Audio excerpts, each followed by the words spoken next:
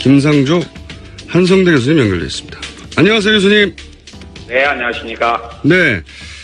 저희가 각 캠프에, 상대 캠프에, 공략하고 싶은 지점 뭐든지 상관없다고 요청을 드렸는데 교수님이 3가지 정도 짚어주시겠다고 했습니다. 자, 네. 시간이 그렇게 많지가 않습니다. 바로 이어서 국민의당 연결해야 해서 네네. 최대한 간략하게 좀 짚어주십시오. 네. 첫 번째로는 예. 최근에 문제가 되는 것이 안철수 후보가 1999년 이제 10월달에 안내배 안철수 연구소에 BW를 이제 인수했었죠. 신주 인수권부 사채야. 이거 잘 모르거든요. BW가 뭔지. 예. 예, 그러니까 BW라고 하는 것은 기업이 자금 조달하는 방법 중에 하나가 이제 회사채를 발행하는 것인데요. 네. 벤처 기업의 경우에는 미래가 워낙 불확실하기 때문에 일반 회사채로는 투자자를 모으기가 어려운 경우가 많습니다. 예. 그래서 이제 그 회사채에 나중에 이제 새로운 주식 신주를 인수할 수 있는 권리 옵션을 붙인 것을 이제 신주 인수권부 사채, 영어로는 BW라고 하는데요. 돈을 빌릴 때 나중에 주식으로 줄게 이걸 더하는 거죠. 예. 예, 그렇습니다. 예. 하이리스크 하이리턴의 이제 금융상품이라고 할 수가 있는 그런데요. 거죠.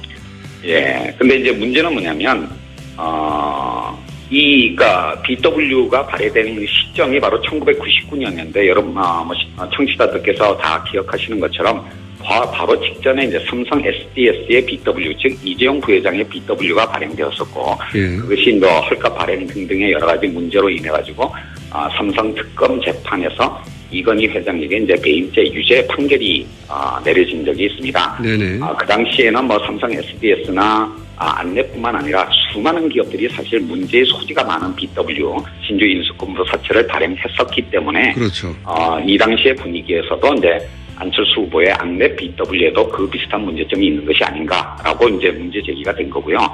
사실 여기에 대해서 안철수 후보 쪽에서는 그동안 여러 가지 해명을 내놨지만 제가 보기에는 그 해명이 내용상으로도 충분하지 않을 뿐만 아니라 지금 대통령 후보로서 해명하는 방식에도 이제 여러 가지 문제점이 있다라고 하는 문제점을 제기하고 싶습니다. 예. 그러면 좀 더 구체적으로 해명의 내용이 어떤 부분이 부족합니까?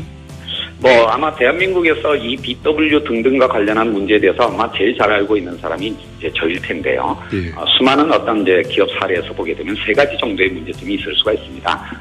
이제 첫 번째는 그 BW를 이제 인수하는 가격의 문제. 즉 뭐냐면 공정한 가치에 비해서 너무 낮은 헐값 발행이 아니었느냐라고 하는 문제점이고요. 두 번째로는 이 BW는 기존 주식의 지분을 희석시키는 효과가 있기 때문에 기존 주주의 권리를 보호할 수 있는 공정한 절차를 따르느냐라고 하는 문제. 마지막으로는 BW를 발행한 목적이 뭐였냐. 통상적으로는, 원칙적으로는 자금 조달을 목적으로 해야 되는데 과연 자금 조달 목적이었느냐 아니면 이재용 부회장 BW의 케이스처럼 지배주주의 지분율을 이제 유지하고 높이기 위한 목적이 아니었느냐라고 하는 이 3가지 차원에서 문제 제기를 하고 있는데요. 기본적으로 지금까지 안철수 후보 쪽에서 내놓은 해명을 보게 되면 가격 문제에 관해서는 외부의 회계법인의 평가를 받아서 심지어는 그거보다도 더 높은 가격으로 인수를 했는데 뭐가 문제냐라는 식의 이제 답변을 하고 있습니다. 그렇지만 대한민국에서 가장 못 믿게 이 비상장 주식의 공정한 가치에 대한 회계법인의 감정평가 가격이라고 할 수가 있겠습니다. 솔직히 말해서 이제 되묻고 싶은데요. 이것이 안철수 후보 본인의 문제가 아니라 어떤 다른 재벌 기업의 문제였다면 이런 식으로 외부 회계 평가법인의 평가를 받았으니까 문제가 없다라고 하는 답변에 대해서 그래 맞다 그걸 믿고 가자라고 할 수가 있었겠습니까?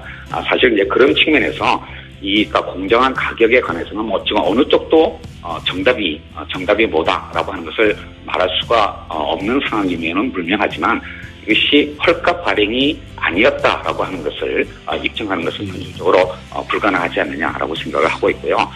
두 번째로는 잠깐만요. 제가 그러면 이걸 쉽게 풀어서 제가 이해한 대로 말씀드려볼 테니 이게 맞나 짚어주십시오. 그러니까 결국은 한 가지 의혹이 핵심이네요. 그러니까 이게 회사가 자금 조달을 하려고 한 게 아니라 안철수 후보가 자기 지분을 지키기 위해서 헐값에 발행된 거 아니냐. 다른 재벌들이 그렇게 하듯이 이런 문제 제기인 거죠. 네, 그렇습니다. 예. 자, 알겠습니다. 사실 BW라고 하는 것은 자금 조달 목적이어야 되는데 사실 이 BW의 액면 총액은 25억 원이었는데 만기가 20년이었기 때문에 사실 대폭 할인되어서 회사에 실제로 들어온 돈은 3억 4천만 원밖에 안 되는 것이거든요. 네. 그런데 그 당시에 안랩은 돈을 잘 벌고 있었습니다. 99년도에도 단기 순이익이 32억 원이나 발생한 그런 어떤 기업이었는데 단지 3억 4천만 원의 자금 조달을 하기 위해서 기존 발행 주식의 40%나 이르는 신주를 발행하는 것이 이제 상식적으로 납득이 안 된다는 것이고요. 더 나아가서 만기 20년짜리 BW임에도 불구하고 발행된 지 1년 후에 신주 인수권을 행사해서 안철수 후보가 주식을 인수한 다음에 바로 상환해버렸습니다. 즉 이 말은 뭐냐면 그 20년짜리 이 장기 BW가 자금 조달 목적으로 이루어진 것이 아니라 안철수 후보의 지분율을 유지하기 위해서 발행된 것이다라고 볼 수밖에 없고 실제로 이 신주 인수권을 행사하지 않았다면 안철수 후보의 지분율은 39%에서 26%로 떨어졌을 건데 그것을 다시 40%로 유지할 수 있는 어떤 배경이 된 것이 이 BW라고 할 수가 있겠고 지금 안철수 후보의 1,000억 원이 넘는 어떤 재산의 상당 부분이 이 신주 인수권 행사에서 발생한 것이다라고 말씀드릴 수가 있겠습니다. 지금 이 문제는 발행된 지 17년이 지났기 때문에 불법 여부를 따질 문제는 아닌데 안철수 후보는 일반인이 아니라 대통령 후보이시기 때문에 더더군다나 유력한 대선 후보이기 때문에 이 부분에 관해서 과연 발행 목적이 뭐였느냐 라고 하는 것에 대해서 국민들한테 솔직하게 어떤 설명을 하고 그것이 설명이 잘 안 된다면 잘못을 시인하는 것이 대통령 후보로서의 자세라고 저는 생각을 합니다. 알겠습니다. 5분밖에 안 남았습니다. 그 문제는 네. 충분히 이제 지적을 하신 것 같고요. 네. 5분 내에 지적하실 두 가지, 세 가지, 한 가지든. 예. 다음 문제는 뭡니까? 한 가지 문제만 더 지적을 하겠는데요. 네. 최근에 4차 산업에 선도적으로 대응하기 위해서 여러 가지 규제 완화 법안들이 국회에서 논의가 되고 있는데 그것과 관련해서 가장 심각한 쟁점이 이루어지는 것이 이른바 규제 프리존법 이라고 하는 것이 있습니다. 뭐냐면 현실적으로 여러 가지 규제가 있기 때문에 불확실한 미래에 대해서 유연하게 대응하는 이런 것이 부족하기 때문에 특정 지역 특구를 지정해놓고 그 부분에 관해서는 기존의 규제들을 이제 완전히 적용 배제하는 그런 어떤 법인데요. 문제는 뭐냐면 이 규제 프리존법에 대해서 여러 시민 사회 단체들이 이것이 이제 규제의 사각지대를 만들어낼 수 있는 즉 세월호 참사와 같은 그런 일이 재발할 수 있는 원천이 되기 때문에 이 법에 대해서 반대를 하고 있는데 안철수 후보께서 기업인들이 이제 모이신 자리에 가가지고 이 규제 프리존법 어떤 통과를 지지한다 이렇게 이제 발언을 하신 거예요. 그래서 제가 문제를 제기할 때 과연 이 법안을 읽어나 봤냐, 읽어봤다면 이렇게 간단하게 지지 발언을 할 수가 없을 것이다 라고 문제 제기를 한 것이고요. 실제로 이 규제 프리존법의 경우에는 두 가지 심각한 문제가 있습니다. 첫 번째는 뭐냐면 이것이 시도 지자체 주도로 이제 이루어지기 때문에 일본의 사례에서 봤던 것처럼 이 규제 완화가 거의 난개발 수준으로 이루어지게 되고요. 실제로는 효과도 없으면서 여러 가지 국가 자원을 이제 낭비하는 문제가 있는데 일본에서도 이미 실패한 특구 개발 방식을 적용하고 있는 이 규제 프리존법을 한국에도 적용한다라고 하는 것에 대해서는 이른바 미래를 향한 대통령이라고 하는 안철수 후보께서 너무 신중하지 못한 자세가 아니었는가라고 생각이 되고요. 두 번째로는 이 규제 프리존법의 가장 결정적인 문제점이 시도 지자체가 올린 그런 어떤 신청 사안에 대해서 기획재정부 장관이 결국 이제 결정권을 갖고 있는데 그 심의기구를 형성하는 방식이 뭐냐면, 풍부한 어떤 경험과 학식을 갖고 있는 사람들 중에서 기획재정부 장관이 임명하는 사람을 그 위원으로 위촉한다 이렇게 돼 있습니다. 과연 이런 식으로 구성되는 특별심의위원회에서 승인한 그런 어떤 특구가 과연 국민들의 어떤 재산과 안전과 생명을 보호하는 그런 어떤 역할을 제대로 할 수 있을까라고 하는 것에 대해서 심각하게 문제가 제기되고 있고요.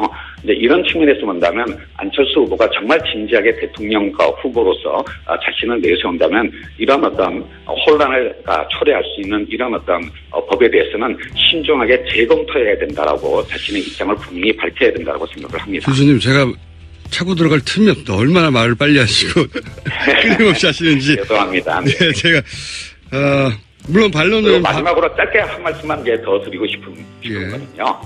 사실 최근에 와서 안철수 후보가 뭐 이른바 보수표를 얻기 위해서 여러 가지 이제 규제 완화 또는 뭐 시장의 자유 이제 이런 발언들을 많이 하시는데요. 근데 사실 5년 전에 안철수 후보께서 직접 쓰신 안철수의 생각이라는 책을 보게 되면 지금 하시는 말과 매우 상충되는 내용들이 그 책에 있습니다. 저는 안철수 후보께서 분명히 국민들한테 유권자들한테 설명을 하셔야 된다고 생각합니다. 즉 5년 전의 안철수와 지금의 안철수는 과연 같은 것이냐. 만약에 변했다면 무엇 때문에 변한 것인가 라고 하는 것을 국민들한테 설명을 해야 된다고 생각합니다. 알겠습니다. 1분 남아서 제가 질문을 거꾸로 한번 드리면 제가 방금 말씀하신 규제 프리 존법의 문제 지적은 요약해서 말하자면 이게 결국은 기업들의 민원을 해결해주는 법안이 될 것이다. 이렇게 우려를 하신 걸로 제가 이해했습니다. 맞나요? 큰 틀에서는? 예. 네. 그러면 사례 한 가지만 들어봐주세요. 사례 한 가지만. 예, 뭐 예를 들면 각 시도 지자체장, 민선으로 뽑힌 시도 지자체장의 경우에는 자기 그 지역 내에 있는 특별한 어떤 그 기업인들이 제기하는 민원을 그걸 들어줄 수밖에 없는 요기에 있지 않겠습니까? 이제 가장 대표적으로는 모 자동차 회사가 입지하고 있는 지자체장의 경우에는 뭐 자율주행차에 대해서 기존에 있는 규제를 다 완화해 준다든지 또는 어떤 드론이 입지하고 있는 어떤 회사라면 그런 어떤 항공 관련 안전 규제를 다 완화해 준다든지 또는 이제 빅데이터 기업이 있는 지역이라면 개인의 어떤 정보 보호와 관련한 어떤 그런 법률들을 규제 완화를 해주다든지 이런 전 국민의 어떤 관심사가 되는 어떤 사안에 대해서 지자체장의 입장에서는 그 지역 주민이나 또는 기업의 어떤 민원에 대해서 사실상 따라갈 수밖에 없는 그런 어떤 심각한 문제점들이 있는 거고요. 그것이 바로 2003년부터 시작된 일본의 사례에서 바로 이런 방식의 규제 완화는 난개발에 이를 수밖에 없다라고 하는 것이 이미 실증이 되었다라고 할 수가 있겠습니다. 알겠습니다. 오늘 말씀 감사합니다. 네네, 감사합니다. 네, 지금까지 문재인 후보 캠프의 새로운 대한민국위원회 부위원장 김상조 한성대 교수였습니다. 이어서 국민의당 입장 들어보겠습니다. 국민의당에서는 송금주 수석 대변인 전화 연결되어 있습니다. 안녕하세요, 의원님. 네, 안녕하세요. 네. 반갑습니다. 네. 지금 김상조 교수님이 지적하신 부분에 대해서 해명을 해 주셔도 되고요. 혹은 전혀 다르게 문재인 후보의 문제점에 대해서 새롭게 지적해 주셔도 됩니다. 네. 네, 문재인 후보 문제점에 대해서는 여러 차례 지적을 하고 있는데요. 네. 일단은 김상조 교수께서 저희 후보에 대해서 여러 가지 지적을 하셔서 그 부분 말씀을 드리겠습니다. 예, BW 그럼부터 해볼까요? 예. 네네. 지금 BW 관련해서 김상조 교수께서 말씀하시는 대부분 내용은 법적으로 또 가격 책정에 있어서 특별히 문제되지 않는다는 취지로 계속 말씀해 오셨습니다. 네. 그리고 BW 발행의 목적이 원칙적으로는 회사 자본 확충에 있는데 그렇지 않고 그 주주의 지분율을 인상시키는 수단이 되었다면 도의적으로 문제가 있지 않냐 이 정도 선에서 계속 말씀해 오셨는데 오늘은 또 가격에 대해서 기존에 박범계 의원이 지적한 부분을 또 일부 차용하셔가지고 또 말씀을 하셨더라고요. 발행 가격이 너무 싼 것 아니냐 이런 말씀을 하셨는데 이 발행 가격과 관련해서는 이미 언론 등에서 충분히 검증이 된 사항입니다. 원래 그 비상장 주식이었기 때문에 외부 평가 기관에 의해서 그 금액을 평가하게 됩니다. 주식의 가치를. 근데 그 당시에 주당 31,000원 정도 평가된 것을 안랩에서는 2만 원 정도 더 올려서 5만 원에 발행을 하게 됩니다. 그 당시 안철수 그러니까 주주의 의견이 강하게 반영이 된 것인데요. 이렇듯 발행 가격 자체도 실제 평가 시세보다 높게 책정을 해서 발행이 되었고 또 그 BW라는 게 사실은 대기업의 BW는 경영권 승계를 위한 편법 또 지분 확충을 위한 수단으로 사용될 수 있지만 이 벤처에 있어서는 미래에 대한 투자가 아니겠습니까? 불확실한 미래에 대한 투자의 문제인데 그 발행 가격 산정에 있어서 이만큼 2만 원 그러니까 주당 2만 원 정도 높게 산정을 했다는 것은 그 발행 가격에 있어서 헐값 그 매각이라는 이런 문제 제기에 있어서는 좀 지나친 지적이다 이렇게 말씀을 드리고요. 그리고 그 당시의 상황에서 안철수 후보의 입장에서는 지분율을 확대할 그 필요성이나 또 의도를 가지고 있지 않았습니다. 오히려 안랩이라는 회사 자체가 안철수라는 브랜드를 가지고 미래로 나가는 회사였기 때문에 다른 주주들이 안철수의 지분율을 확대시켜서 이 안랩이라는 회사가 외부 경영 환경으로부터 여러 침입이나 이런 시도들을 받지 않도록 하기 위한 요구를 안철수 후보에게 했던 것이고, 그렇기 때문에 안철수 후보가 이 BW를 통해서 지분율이 확대되는 그 과정에 참여하게 된 것입니다. 네네. 이게 이제 워낙 지금 말씀하시는 예. 김상준 교수께서 말씀하시는 발행 가격의 문제도 해명이 충분히 되는 것이고, 예. 또 발행의 목적에 있어서도 그 당시 삼성 SDS에서 하는 제3자 배정에 의해서 그 오너의 아들에게 편법으로 승계되는 그런 수단이 아니고, 주주들끼리의 주주들의 일치된 목적에 의해서 주주 중에 1인인 안철수 후보에게 BW가 발행된 것인데, 그거를 특별히 문제 삼을 이유가 있는 것인지, 도의적 책임까지 물을 이유가 있는 것인지 저는 좀 의문이 듭니다. 네, 그러니까 이게 워낙 생소한 분야라서 제가 요약을 좀 해보자면 네. 이렇게 이해하면 되는 겁니까? 안철수 후보의 지분율을 오히려 다른 주주들이 지켜주려고 한 것이다.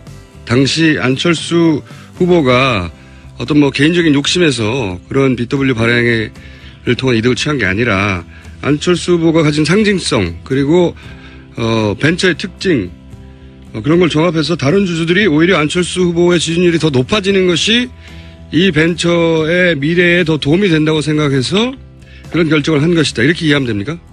네네, 그렇습니다.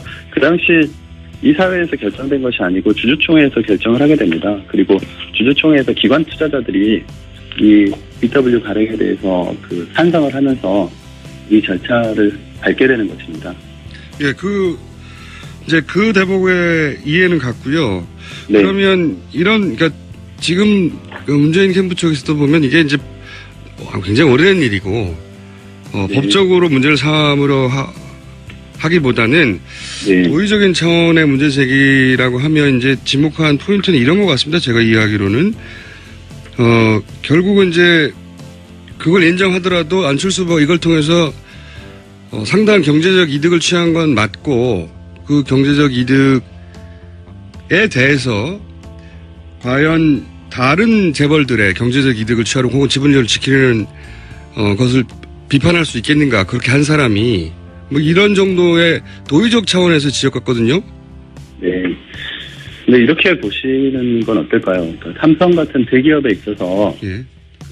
이렇게 편법적으로 지분율을 인상시켜서 오늘 일가의 지배력을 증가시키는 문제와 네. 이 벤처에 있어서는 일반적으로 벤처는 엑시트를 하는 것 아니겠습니까? 키워서 예. 어느 시점에서는 창업자가 회수를 하고 나가는 그런 형태입니다. 그러나 안랩의 경우는 안철수 후보가 자신의 브랜드로 창업을 하고 현재까지 이어오고 있는 회사입니다. 물론 경영권에 있어서는 이제 독립적으로 이루어져 있지만, 그리고 현재도 안철수 후보의 재산이라는 것이 안랩의 지분 외에는 없습니다. 그러니까 수많은 벤처들이 성장을 했다 사라지기도 하고, 아니면 아예 네이버처럼 이렇게 플랫폼 회사로 대기업으로 진입하는 경우도 있지만, 일반적인 형태, 이런 안랩과 같은 형태에 있어서는 결국은 벤처로 계속 남아있는 형태인데, 그 재산을 처분하는 방식이 아니고 지분을 가지고 책임져야 하는 방식이었다고 한다면 그 부분은 대기업의 경영권 승계와는 다르게 보셔야 되는 것 아닌가, 이런 입장입니다. 알겠습니다. 이 부분은 이제 지적한 부분에 대해서 해명이 충분하다고 받아들이는 분들도 있겠고, 네. 아닌 분들도 있겠지만, 지금 국민의당 안철수 후보 캠프에서는 이렇게 입장을 세우신 거고요. 자, 네. 두 번째로 문제 삼은 대목은 규제 프리존. 이 법안에 찬성 입장을 밝혔는데, 이렇게 가면 일본처럼 비슷한 정책이 있었는데 난개발만 이루어졌다. 결국은 기업들의 민원 청구 역할밖에 못할 것이다. 이런 문제 제기가 있습니다. 어떻게 답변하시겠는지요? 저는 사실 김상준 교수님 2012년 또 2017년 문캠프로 들어가시면서 입장이 많이 바뀌신 것 같은데요. 일단 규제 프리존법과 관련해서 원론적으로 예. 안철수 후보는 총론에서 이 부분을 동의한다는 것이지 강론에 있어서 문제되는 부분은 하나하나씩 그 법안화하는 과정에서 고쳐나가면 되는 부분입니다.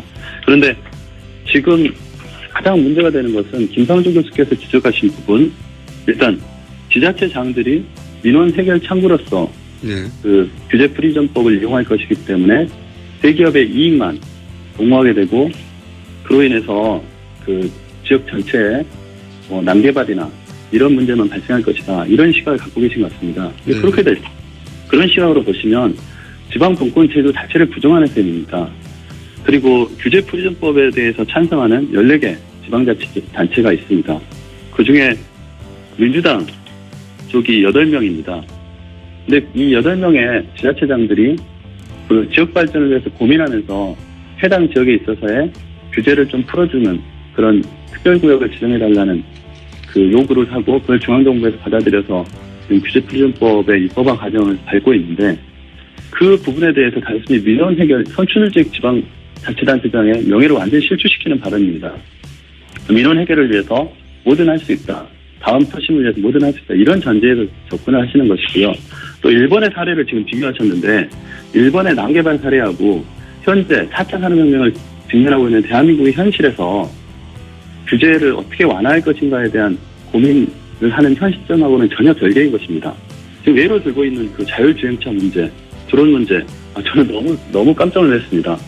그러면 지금 변화하는 세상에서 자율주행차가 전 세계적으로 급격하게 개발이 되고 자동차 산업이 전기자동차와 자율주행차로 바뀌고 있는 것은 모든 국민들이 알고 계시지 않습니까? 그 자율주행차에 대해서 일부 대기업의 요구 때문에 규제가 완화됐다는 식으로만 생각하면 변화를 거부하는 것입니다. 4차 산업혁명에 대해서 전혀 대비를 안 하겠다는 소리와 마찬가지입니다. 저는 어떻게 그런 얘기를 하시는지. 드론에 대한 규제, 빅데이터에 대한 문제, 이 많은 문제들이 사회적인 갈등을 통합해가면서 우리가 변화하면서 받아들여야 할 문제들인 것입니다. 그런 문제들에 대해서 완전히 거부한다는 것이면 그럼 4차 산업혁명 시대에 지금 세계적으로 바뀌고 있는 그 기술 융합의 그런 추세를 전혀 따라가지 않겠다는 얘기가 마찬가지거든요. 적어도 일부 지역에서 지역 경제가 요구하는 그런 그 특화된 산업 영역에 있어서는 규제를 풀어줘서 그 산업의 발전을 시도시켜보고 그것이 긍정적인 효과가 있다면 전 지역으로 확대시키는 그런 정도의 시각을 좀 갖추셔야 이 미래를 대비할 수 있는 그런 정부의 역할을 할 수 있는 것이 아닌가 이렇게 생각을 합니다. 그러면 이 부분은 한 가지만 제가 여쭤보자면 네.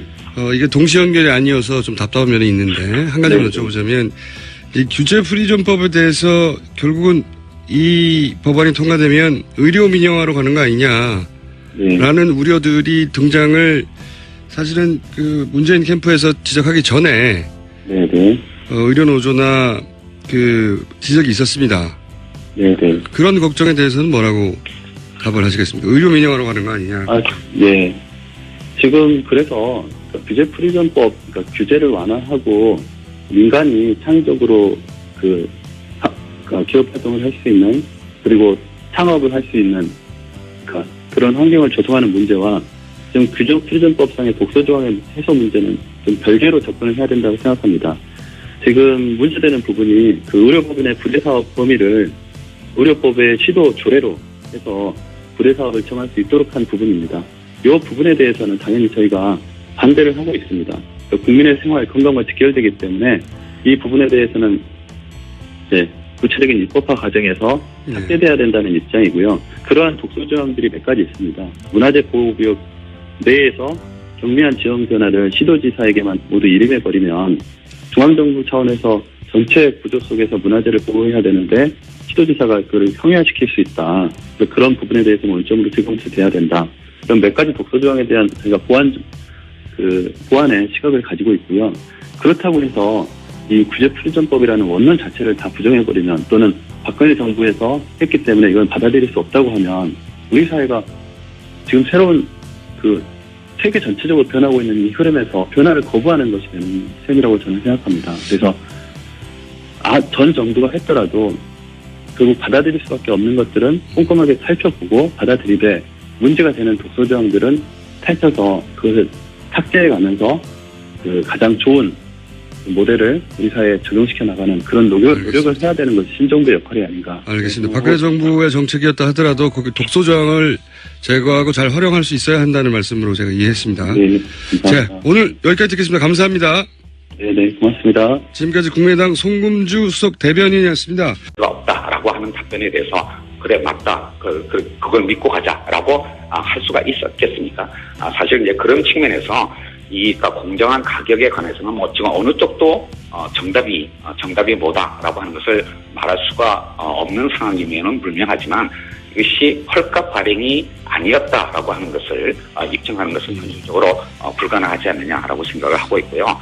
두 번째로는 잠깐만요. 제가 그러면 이걸 쉽게 풀어서 제가 이해한 대로 말씀드려 볼 테니 이게 맞나 짚어주십시오. 그러니까 결국은 한 가지 의혹이 핵심이네요. 그러니까 이게 회사가 자금 조달을 하려고 한 게 아니라 안철수 후보가 자기 지분을 지키기 위해서 헐값에 발행된 거 아니냐. 다른 재벌들이 그렇게 하듯이 이런 문제제기인 거죠?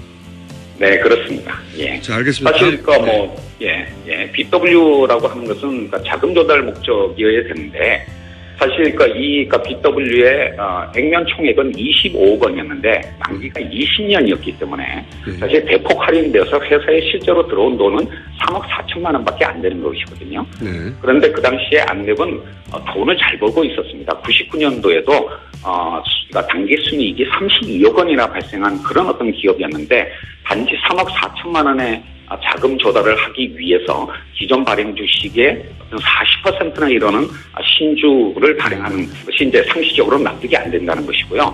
더 나아가서 만기 20년짜리 BW임에도 불구하고 발행된 지 1년 후에 신주 인수권을 행사해서 안철수 후보가 주식을 인수한 다음에 바로 상환해버렸습니다.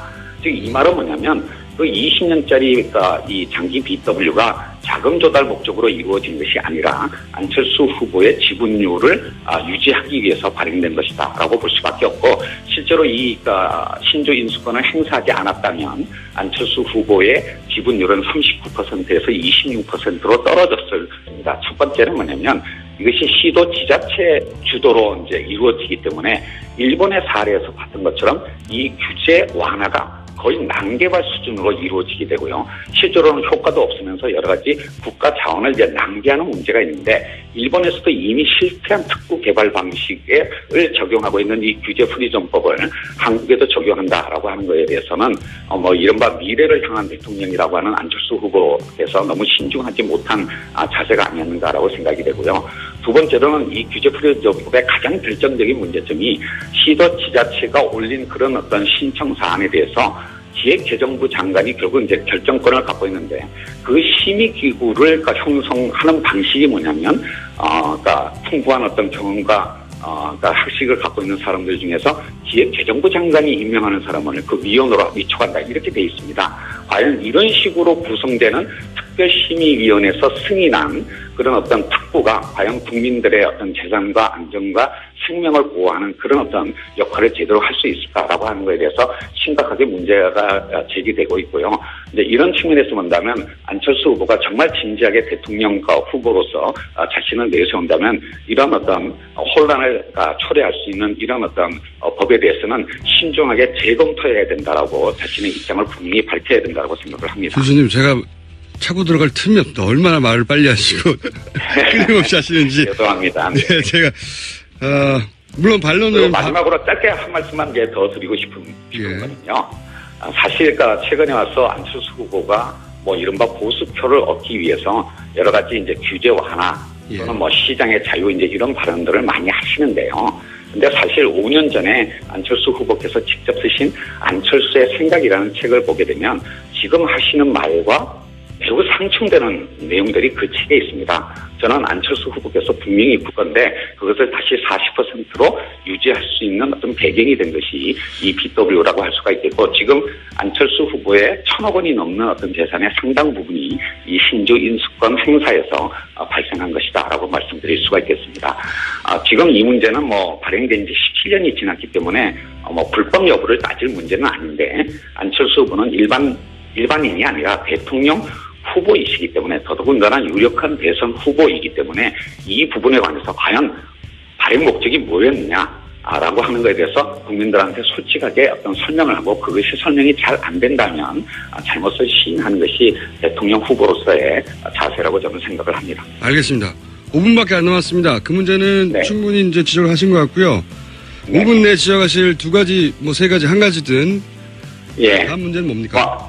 한 가지 문제만 더 지적을 하겠는데요. 네. 최근에 4차 산업에 선도적으로 대응하기 위해서 여러 가지 규제 완화 법안들이 국회에서 논의가 되고 있는데 그것과 관련해서 가장 심각한 쟁점이 이루어지는 것이 이른바 규제 프리존법이라고 하는 것이 있습니다. 규제 프리존. 왜냐하면 현실적으로 여러 가지 규제가 있기 때문에 그러니까 불확실한 미래에 대해서 유연하게 대응하는 이런 것이 부족하기 때문에 특정 지역 특구를 지정해놓고 그 부분에 관해서는 기존의 규제들을 이제 완전히 적용 배제하는 그런 어떤 법인데요. 문제는 뭐냐면 이 규제 프리존법에 대해서 여러 시민 사회 단체들이 이것이 이제 규제의 사각지대를 만들어낼 수 있는, 즉 세월호 참사와 같은 그런 일이 재발할 수 있는 원천이기 때문에 이 법에 대해서 반대를 하고 있는데 안철수 후보께서 기업인들이 이제 모이신 자리에 가가지고 이 규제 프리존법 어떤 통과를 지지한다 이렇게 이제 발언을 하신 거예요. 그래서 제가 문제를 제기할 때 과연 이 법안을 읽어나 봤냐, 읽어봤다면 이렇게 간단하게 지지 발언을 할 수가 없을 것이다 라고 문제 제기를 한 것이고요. 실제로 이 규제 프리존법의 경우에는 두 가지 심각한 문제가 있습니다. 김상조 한성대 교수님 연결되어 있습니다. 안녕하세요, 교수님. 네, 안녕하십니까. 네.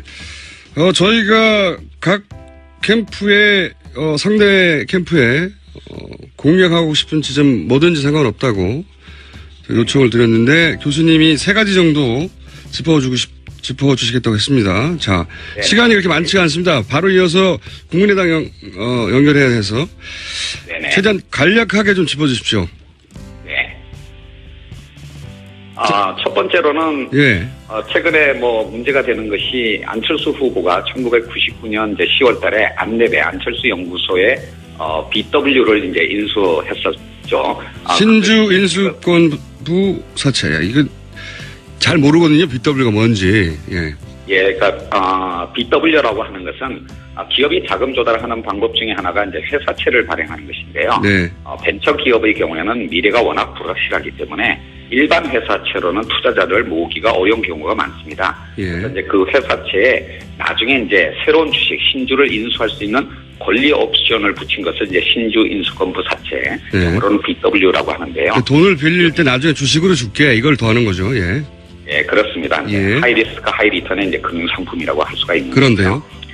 예. 근데 이제 문제는 뭐냐면 그러니까 BW가 발행된 시점이 바로 1999년인데 여러분 청취자들께서 다 기억하시는 것처럼 바로 직전에 이제 삼성 SDS의 BW, 즉 이재용 부회장의 BW가 발행되었었고 예. 그것이 뭐 헐값 발행 등등의 여러 가지 문제로 인해 가지고 삼성 특검 재판에서 이건희 회장에게 이제 배임죄 유죄 판결이 내려진 적이 있습니다. 네네. 그 당시에는 삼성 SDS나 안내뿐만 아니라 수많은 기업들이 사실 문제의 소지가 많은 BW 신주 인수권부 사채를 발행했었기 때문에 그렇죠.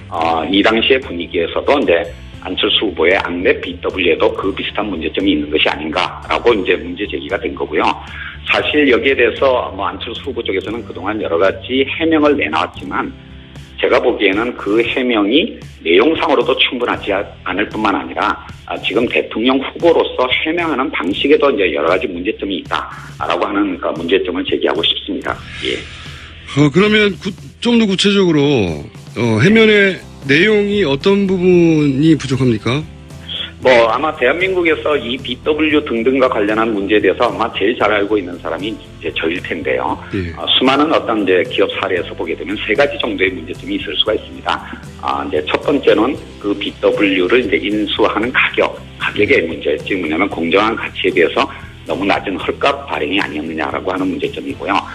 두 번째로는 이 BW는 기존 주식의 지분을 희석시키는 그 효과가 있기 때문에 기존 주주의 권리를 보호할 수 있는 공정한 절차를 따르느냐라고 하는 문제.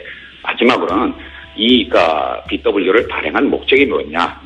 통상적으로는, 원칙적으로는 자금 조달을 목적으로 해야 되는데 과연 자금 조달 목적이었느냐 아니면 이재용 부회장 BW의 케이스처럼 지배주주의 지분율을 이제 유지하고 높이기 위한 목적이 아니었느냐라고 하는 이 세 가지 차원에서 문제 제기를 하고 있는데요. 기본적으로 지금까지가 안철수 후보 쪽에서 내놓은 해명을 보게 되면 가격 문제에 관해서는 외부의 회계법인의 평가를 받아서 심지어는 그거보다도 더 높은 가격으로 인수를 했는데 뭐가 문제냐라는 식의 이제 답변을 하고 있습니다. 그렇지만 대한민국에서 가장 못 믿을 게 이 비상장 주식의 공정한 가치에 대한 회계법인의 감정평가 가격이라고 할 수가 있겠습니다. 솔직히 말해서 이제 대묻고 싶은데요.